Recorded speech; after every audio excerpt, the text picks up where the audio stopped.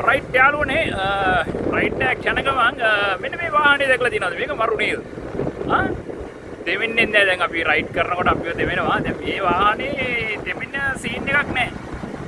හරි ලස්සනයි